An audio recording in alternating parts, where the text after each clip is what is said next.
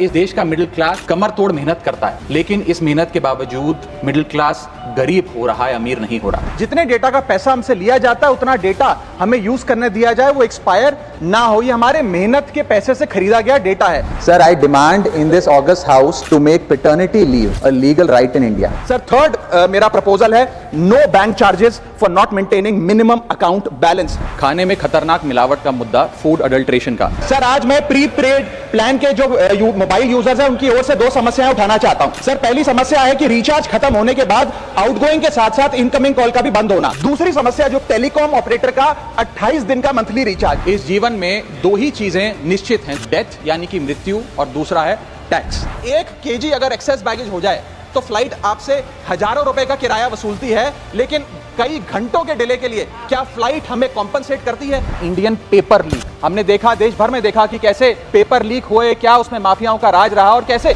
बच्चों का भविष्य आज अंधकार की कागार पे खड़ा हुआ है। क्योंकि एयर पोल्यूशन का सारा दोष देश के किसान पर मढ़ा जाता है। आज मैं उस किसान की आवाज उठाना चाहता हूं। सरकार से मांग करता हूं कि हेल्थ और लाइफ इंश्योरेंस पर कम से कम हम जीएसटी ना लगाएं। ये कोई लग्जरी गुड या लग्जरी प्रोडक्ट नहीं है। सर आज एयरपोर्ट्स पर खाना इतना महंगा है, क्या इस पर कोई रेगुलेशन नहीं होना चाहिए? क्या कोई अफोर्डेबल कैंटीन का मैकेनिज्म नहीं होना चाहिए?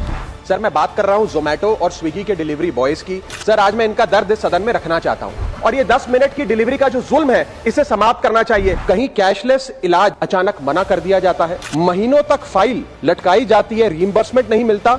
और आज मैं उन्हीं सिटीजन्स की जो टोल प्लाजा पे हैरेसमेंट फेस करते हैं उनका मुद्दा आपके सामने रखना चाहूंगा कि फुल कॉस्ट रिकवरी के बाद भी टोल वसूला जाता है 20-20, 30-30 साल तक। जब आप बैंक को पूरे विश्वास के साथ अपना डेटा देते हैं, क्या बैंक आपके डेटा को सुरक्षित रख पाता है? अब ये लीक है कि जाने अनजाने में डेटा शेयरिंग है, ये फैसला मैं आप तक छोड़ता हूं। मैं सरकार से निवेदन करता हूं कि हर भारतीय को एनुअल हेल्थ चेकअप का लीगल राइट दिया जाए। बाटा कंपनी का जूता पहनने वाला भी आज हवाई जहाज की टिकट नहीं खरीद पा रहा है। हम सांसदों को तो फ्लाइट की रीइंबर्समेंट मिल जाती है सर, आप उस आम नागरिक का सोचिए जो इस स्काई रॉकेटिंग एयर प्राइसेस से जूझ रहा है। That is the issue of fair use and arbitrary copyright strikes by digital platforms. जो इंटेंट था कि जीएसटी कम होगा तो वस्तुएं सस्ती होंगी, वस्तुएं सस्ती होंगी तो कंजम्पशन बढ़ेगा, कंजम्पशन बढ़ेगा तो डिमांड बढ़ेगी।